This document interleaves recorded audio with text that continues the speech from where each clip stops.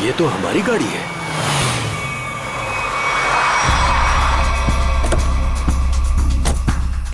ये तो टीना और आकाश की गाड़ी है।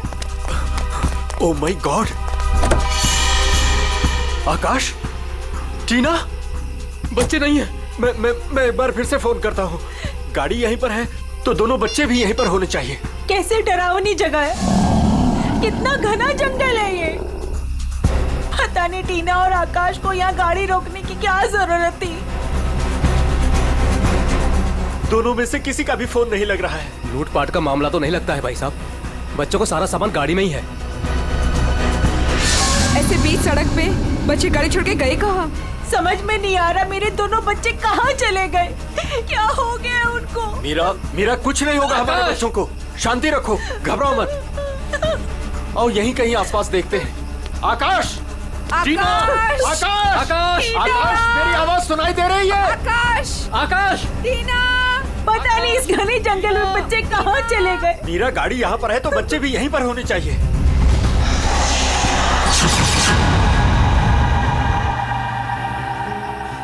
भाई साहब कहीं कोई कुछ भी नहीं है वहाँ। यहाँ पर भी नजर नहीं आ रहा है। सन्नाटा।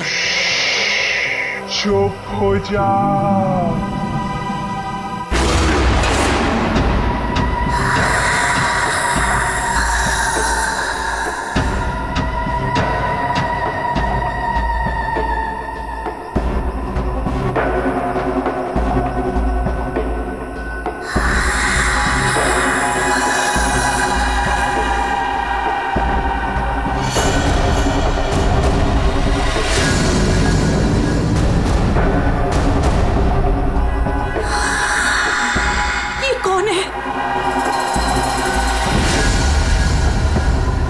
कौन हो तुम? जाओ जाओ यहाँ से।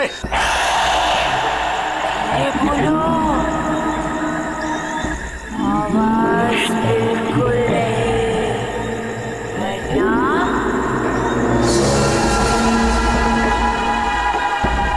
वो आ जाएगी।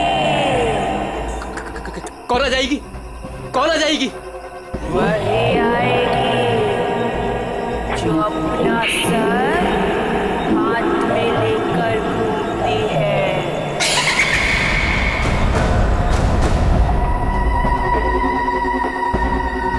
वो आ जाएगी। चलो कौन है? जल्दी, आ जाएगी। चलो गाड़ी में बैठो, जल्दी। वो आ जाएगी। वो आ जाएगी। वो आ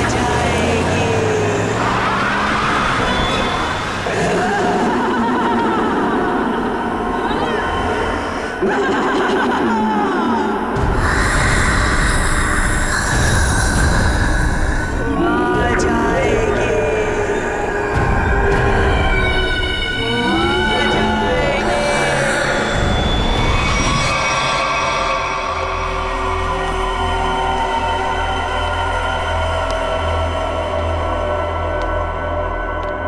और तभी एक औरत आई। उसका सर नहीं था। वो मुझे मारने आई थी। वो मुझे मारने आई थी। उसका कटा सर उसके हाथ में ही था। वो मुझे मार डालेगी। वो मुझे मार डालेगी। बचा लो मुझे। वो मुझे मार डालेगी। ये क्या हो गया मेरी वत्सला को? कैसे बर्ताव कर रही है? अब क्या करूं मैं?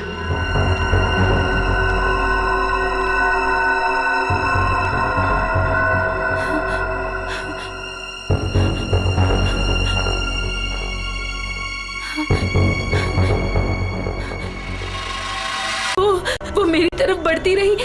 वो अपना कटा सर मेरे चेहरे की तरफ फेंक। नहीं,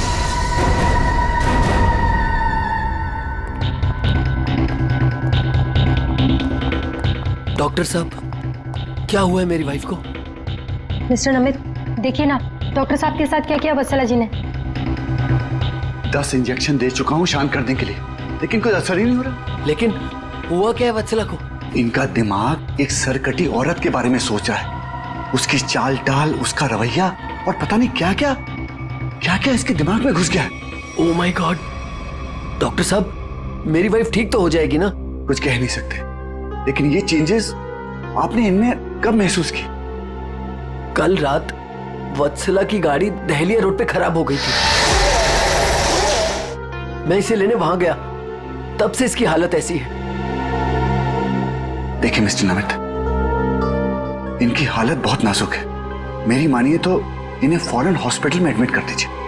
सर, मुझे तो लगता है कि वत्सला जी के साथ जो कुछ भी हुआ है ना, दहलिया रोड पे हुआ है। श्रवण, हमने कहीं वहां से आकर कुछ गलती तो नहीं की ना? अब हमारे बच्चे कैसे मिलेंगे? मुझे तो लगता है उस खूनी औरत ने कुछ कर दिया है टीना और आकाश को। भाई साहब, मुझे लगता है कंप्लेंट लिखवा देनी चाहिए। पता नहीं बच्चे किस हाल में होंगे। उमेश, मैं तो कहता हूँ हमें सीआईडी को फोन करना चाहिए। मैं करता हूँ भाई साहब।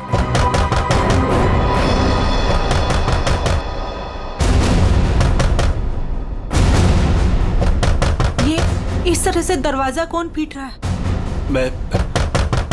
मैं देखता हूँ।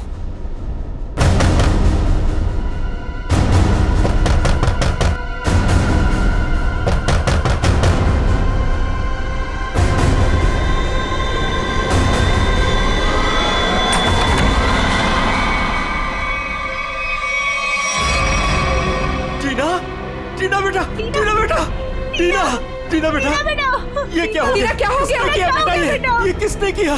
टीना, भाई साहब, इसकी हालत तो बहुत खराब है। इसे हॉस्पिटल ले जाना होगा। मैं गाड़ी निकालता हूँ भाई साहब। टीना बेटा, बेटा कुछ तो बोलो। आकाश कहाँ है? आकाश, भैया को बचा लो। बचा लो मतलब?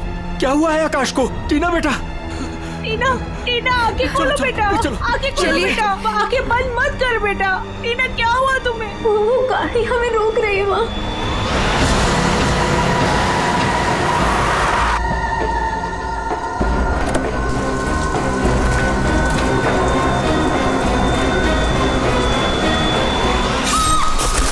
ये कहाँ जा रहा?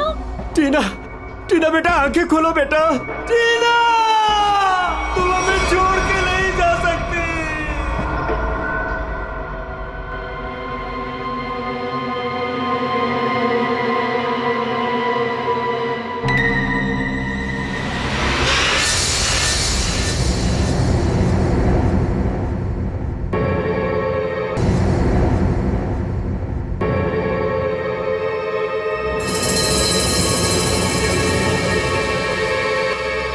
नहीं डॉक्टर साहब, मैं अपनी वाइफ को किसी भी हॉस्पिटल में एडमिट नहीं करने वाला।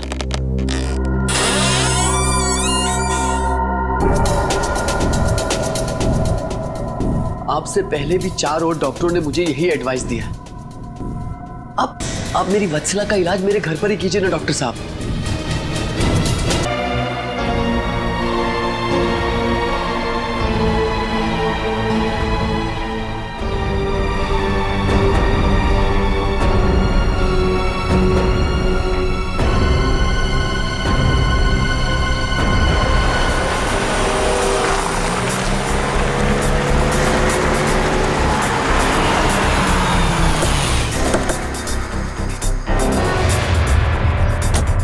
आइए इस तरफ, यहाँ पर आइए। यही घर है ये।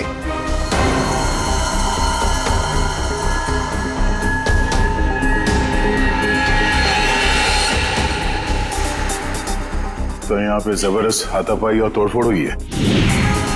चारों तरफ खून, सामान बिखरा पड़ा है। चमन, आपको कल रात ही हमें खबर कर देनी चाहिए थी। लेकिन सर, नमित के शरीर पर इतना खून देखा कि मैं डर गया था। हाँ सर। ये जिस किसी भी हथियार से विक्टिम पर हमला किया गया है, वो हथियार काफी तेज धार वाला होगा। सालुंके साहब, आपको कैसे पता चला? ये देखो, ये छोटी छोटी बूंदें देख रहे हो खून की, ये एक धार में सीधी। सर, लगता है किसी चाकू या छोटे खंजर का इस्तेमाल किया गया है। पता नहीं जिसको भी इसने मारा है वो जिंदा है या नहीं। और ये खून से सने हुए पांव के निशान तो घर के अंदर की तरफ जा रहे हैं। तो यहाँ पर नमित के अलावा कोई और भी रहता है क्या? हाँ, उसकी वाइफ। ओह माय गॉड, उससे तो कुछ नहीं हो गया। अभी जी, देखो सर।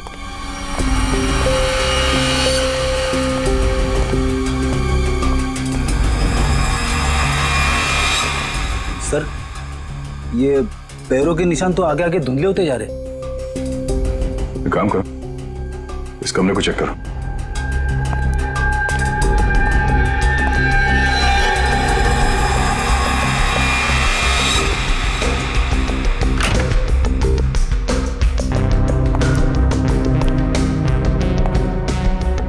बेड पर तो कोई खून नहीं।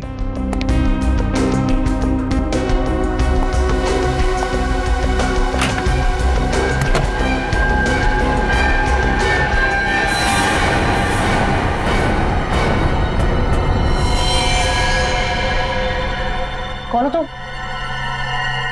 बाहर आओ। बाहर आओ।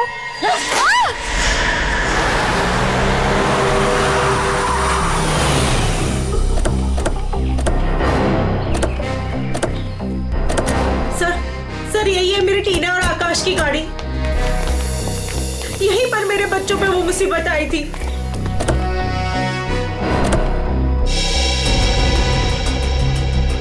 सर वो उस जगह पे खड़ी थी वो भयानक दिखने वाली लड़की। हाँ सर उसी ने हमारी बेटी को मार डाला है और वही हमारे बेटे आकाश को लेकर गई है। सर गाड़ी के अंदर तो सब ठीक ठाक ही लग रहा है। और सर हाथापाई के भी कोई निशान नहीं। अच्छा, हाँ सड़क पे भी जैसा लग नहीं रहा है कि कुछ हुआ है। क्या टीना ने एग्जैक्टली क्या कहा था? सर वो बता रही थी कि आकाश को बचा लो। बचा लो मतलब क्या हुआ आकाश को? वो ठीक तो है ना बेटा? सर कहीं मेरे आकाश को कुछ हो तो नहीं गया? सर उसके हाथ में कल रात को हंसिया था। हंसिया? सर हो सकता है कि शायद आकाश अभी भी उस औरत के कब्जे में हो और टीना किसी भी तरीके से वहां से भाग गई हो सकता है वो जो कोई भी लड़की है शायद आकाश को जंगल में ही ले गई होगी। हाँ सर, हो सकता है आकाश अभी तक जंगल में ही हो। चल के देख लेते हैं। सर हम भी चलते हैं आपके साथ। नहीं आप लोग यहीं रुकिए, जंगल थोड़ा खतरनाक है। एक्चुअली आप लोग घर जाइए, कुछ भी पता चलता आपको फोन कर देंगे। ओके ठीक है सर।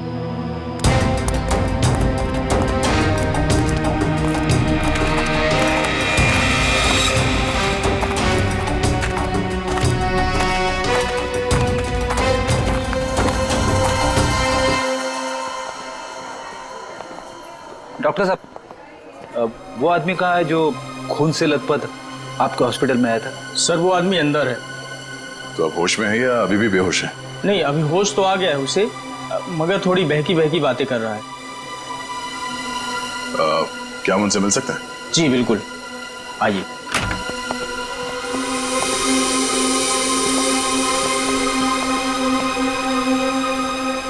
नमित,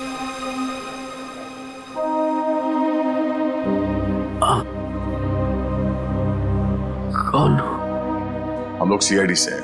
क्या तुम बता सकते हो कि ये तुम्हारे साथ कैसे हुआ? मार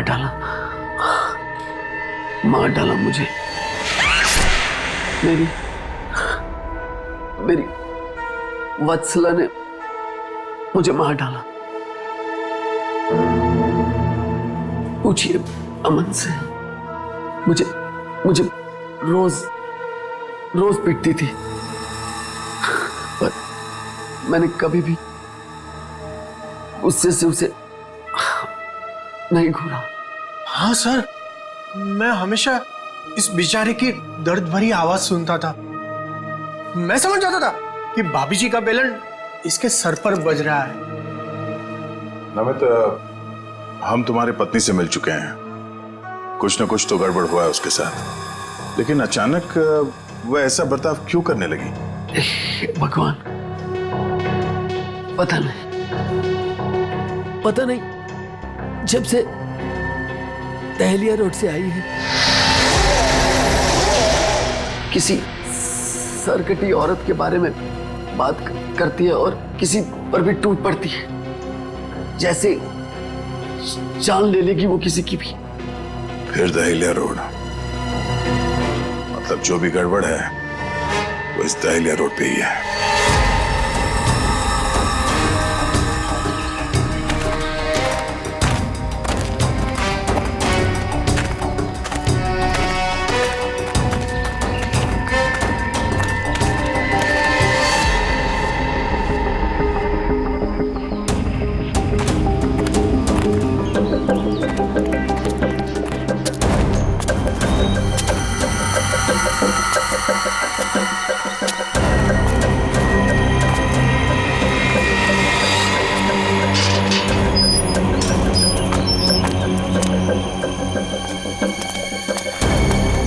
ये तो बिल्कुल हॉरर फिल्म की तरह बंगला है। जंगल के बीच में इतना सुनसान। लगता है ये टीना और आकाश इसी घर में आए होंगे।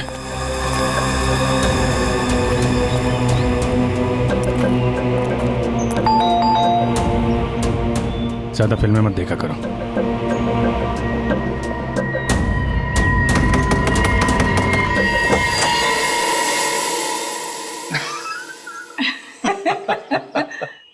बहुत अच्छा लगा। इतने सुनसान जंगल में भी कोई हमें मिलने आया। एनीवेज, मेरा नाम डीके है और ये मेरी धर्म पत्नी रागिनी। अरे आइए ना आप लोग, अंदर आइए, बाहर क्यों खड़े हैं? प्लीज आइए आइए आइए। सर ये लोग तो बहुत अजीब हैं। ये तो हम लोग से ऐसे बात कर रहे जैसे हम लोग इनके रिश्तेदार हैं। काफी अच्छा घर है। Thank you. आसपास दूसरा कोई घर नहीं दिख रहा है, तो इतने सुनसान जंगल में आपने घर बनाया? बनाया नहीं है सर, खरीदा है। वो क्या है ना कि हम दोनों पति पत्नी एक कलाकार हैं और अपनी सोच के आकार को पूरा करने के लिए हमें शांति और एकांत की सख्त जरूरत रहती है। जी हाँ सर, यही हमारा घर भी है और हमारी दुनिया भी है। और हाँ, आपको एक बात और बताना चाहूंगा। हम लोग रहते जरूर इस सुनसान इलाके में हैं, लेकिन कला के क्षेत्र में हमारा बहुत बड़ा नाम है। अच्छा। कब खरीदा आपने ये घर? बहुत साल पहले खरीदा था। अब तो ध्यान भी नहीं है हमें कि कब खरीदा था हमने। हाँ, ये तो याद होगा कि कल यहाँ पे कौन आया था। हाँ सर, बिल्कुल। लेकिन कल तो यहाँ कोई नहीं आया था सर। ये फोटोज देखिए, ध्यान दीजिए और सोच के बताइए, क्या इन दोनों में से कोई भी कल यहाँ आया था? नहीं मैडम, इनको हमने पहले कभी नहीं देखा।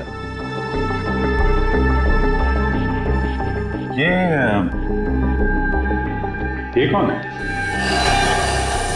ये हमारी बेटी अंशिता। 14 जुलाई 2013 को प्लेग की वजह से इसकी मृत्यु हो गई थी। बहुत याद आती है हमें हमारी बेटी की। हम लोग आपसे कितने सारे सवाल पूछे जा रहे हैं, आप नहीं पूछेंगे कि हम लोग कौन हैं और क्यों इतने सारे सवाल कर रहे हैं आपसे? कौन है आप लोग, आप बता दीजिए। हम लोग कौन है घर के अंदर? नहीं, कोई नहीं है। नहीं कोई है।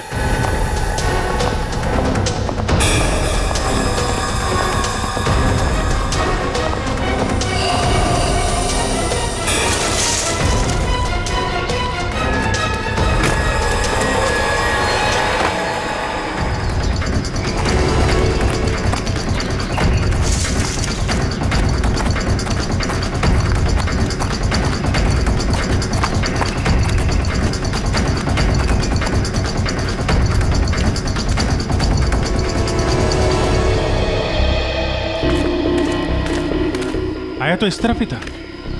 कहीं हमें देखकर छुप तो नहीं गया? हो सकता है आकाश भी उसी का साथी होगा शायद। देखते हैं।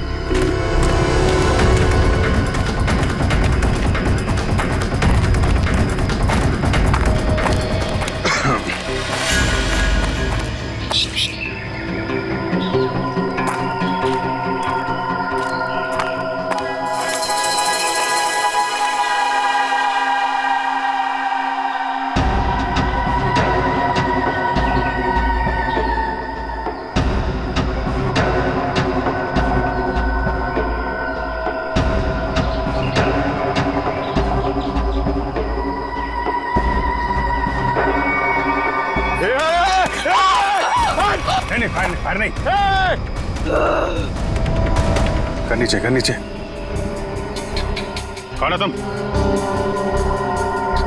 क्या कर रही थी उस घर के अंदर? हसिया नीचे फेंको। टीना को तुमने मारा था ना? आकाश है। धीरे बोलो, वो सुन लेगी। वो तुम्हारे पीछे खड़ी है।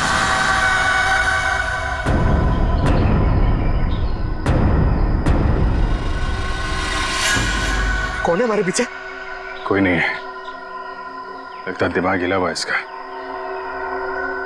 क्या दिखा रही है? कौन है पीछे?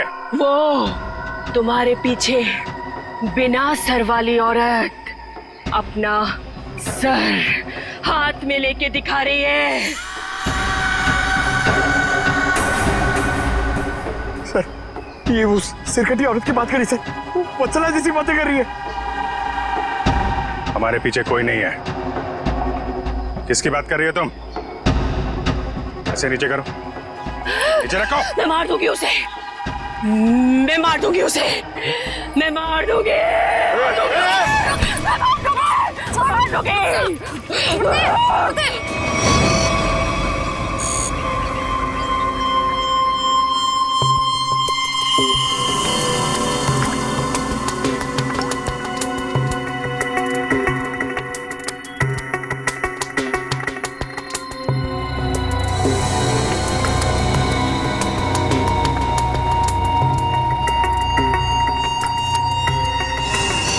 डॉक्टर मलिका, आप भी वही सोच रहे हैं जो मैं सोच रहा हूँ? यस सर, पर ये है क्या? थोड़ा बहुत तो पता चला है, पूरा तो टेस्ट होने के बाद पता चलेगा।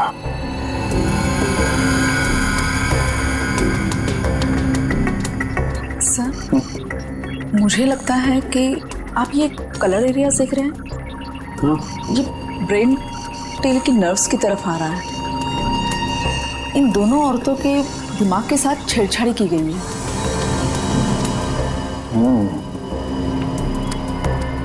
सर, इनकी याददाश्त से छेड़छाड़ की गई है। इनको कोई नेचुरल रोग या दिमागी बीमारी नहीं, इनकी तो मेमोरी ही बदल दी गई है।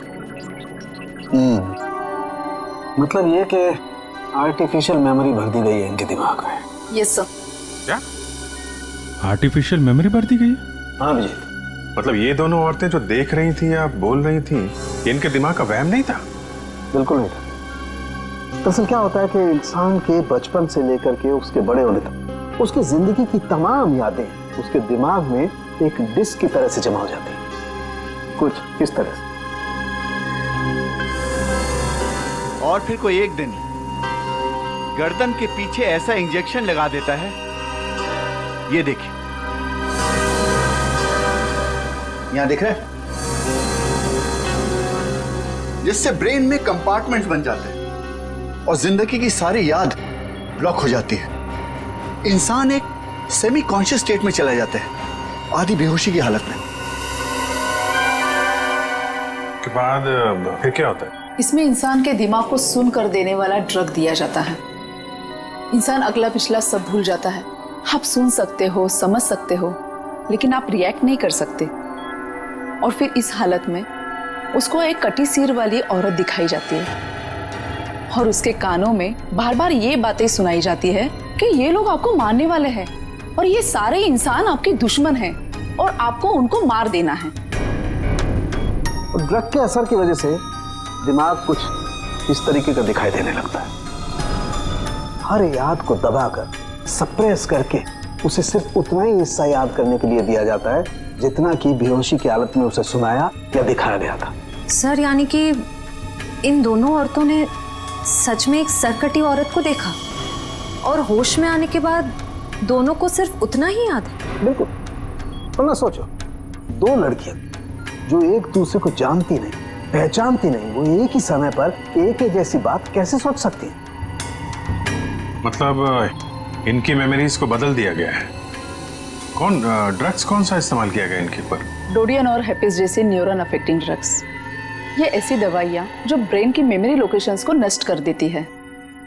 आपको ये भी याद नहीं रहेगा कि आप हैं कौन, और आपको उतना ही याद रहेगा जितना आपको बताया जाएगा।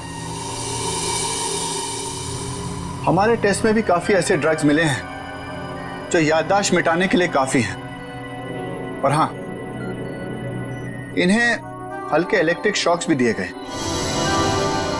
मुझे नहीं लगता ये लड़कियां कभी भी ठीक हो सकती, क्योंकि इस बीमारी का अभी तक कोई एंटीडोट इजाद नहीं हुआ है और हिप्नोसिस में महीनों लग जाएंगे। और फिर भी इस बात की गारंटी नहीं है कि इनकी खोई हुई मेमोरी इन्हें वापस मिल सकती है। अरे सर, ये सब सुन सुन के मेरा सर फटने लग रहा है। सर आप मेरा ब्रेन मैपिंग कर लीजिए। और सड़क पे खड़ी उस लड़की का राज तो अब डहलिया रोड पे जाके ही पता चलेगा।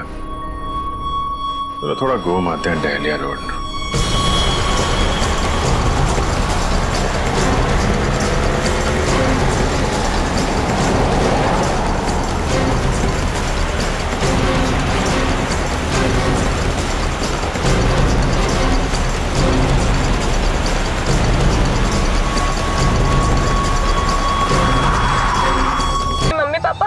अचानक से बेहोश हो गए। मैंने बहुत कोशिश की उन्हें उठाने की, पर वो नहीं उठे। कहाँ है कहाँ आपके मम्मी पापा?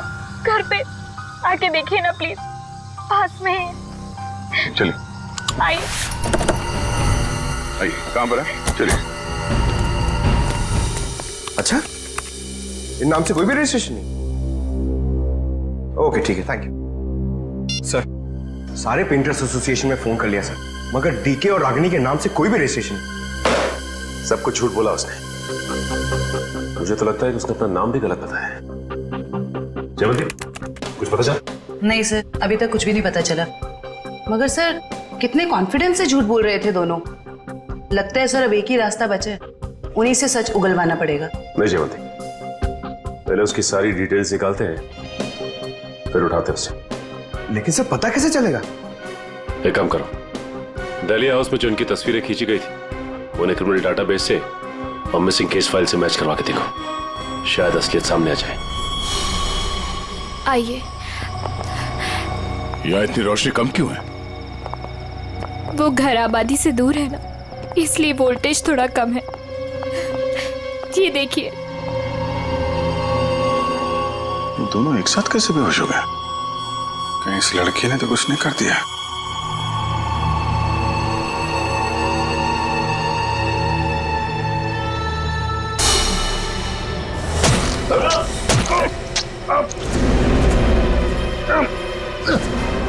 ठीक है।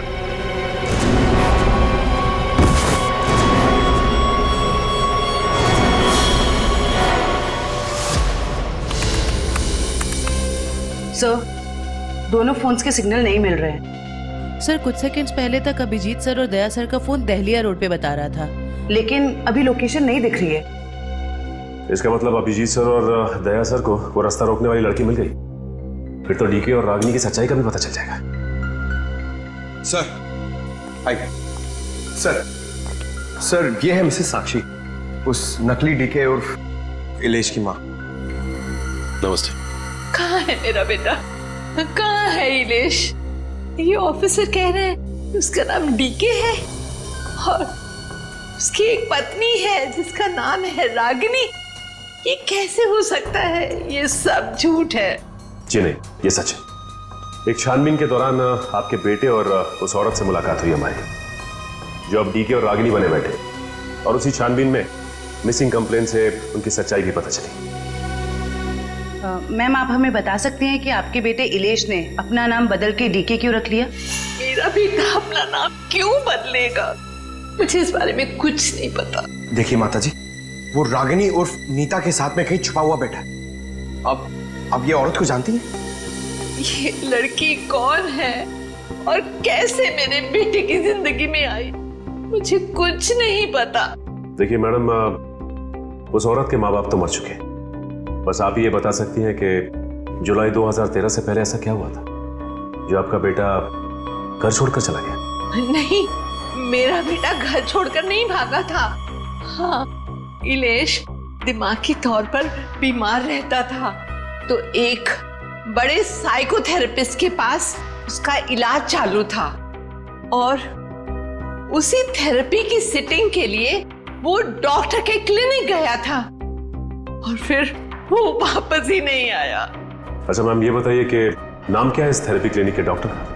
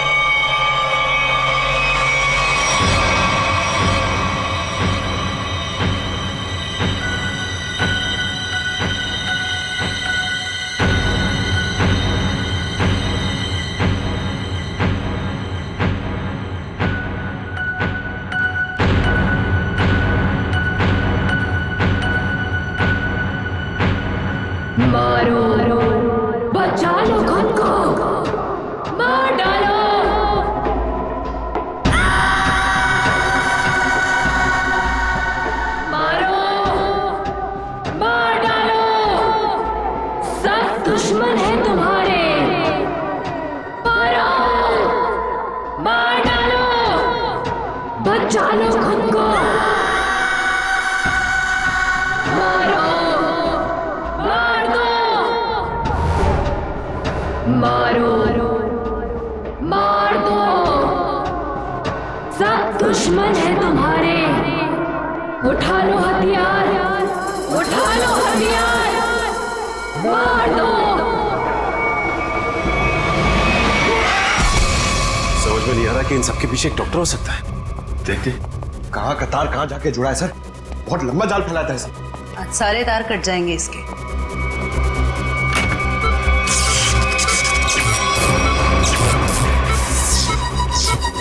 Oh my God!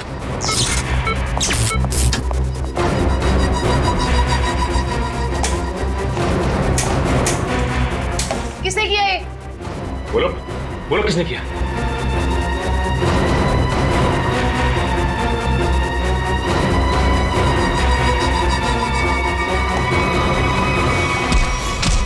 बता कौन है इन सबके पीछे? तुम उस बिना सर वाली औरत के साथ मिले हो ना? मैं नहीं, तुम उस सरकटी औरत के साथ मिले हुए हो। मैं जानता हूं, मैं छोड़ूंगा नहीं तुमको। तुम और उस औरत दोनों को खत्म कर दूंगा मैं। तू मुझे मारना चाहता है ना? छोड़ूंगा नहीं तुम्हें।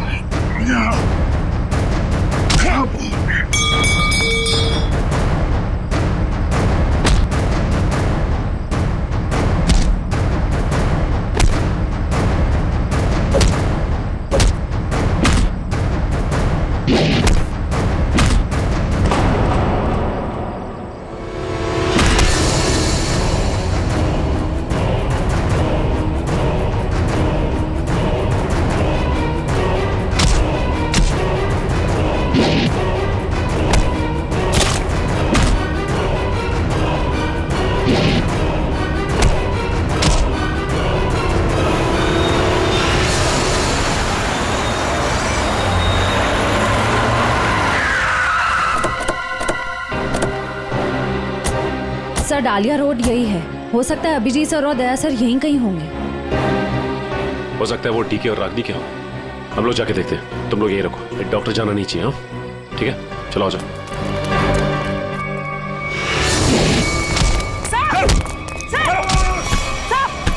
अभिजीत सर, क्या कर रहे हो आप लोग? सर, क्या कर रहे हो आप लोग? संभालो। क्या कर रहे हैं? सर क्या कर रहे हो? प्लीज नहीं सर। चल जल्दी चल, एंटीडोट दे जल्दी।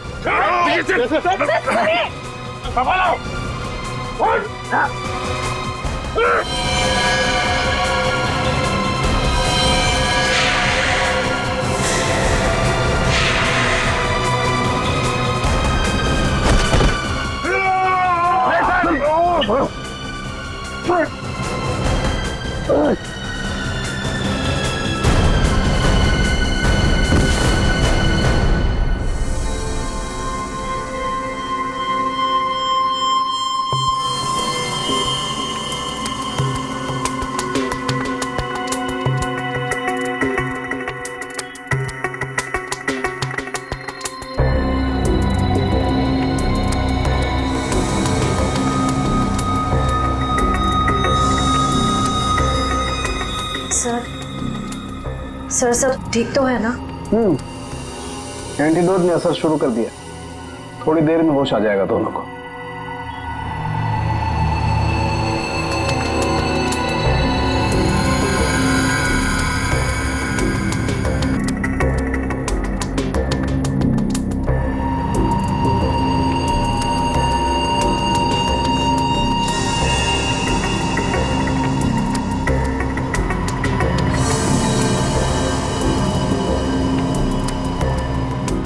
शुक्र मनाओ डॉक्टर सालुंके, अगर ये दोनों ठीक हुए हैं तो सिर्फ मेरी वजह से।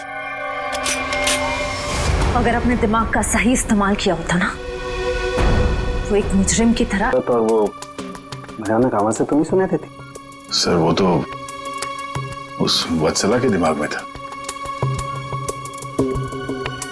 और वो जंगल वाली लड़की के दिमाग में भी, वो जो हंसिया लेके घूम रहे थे।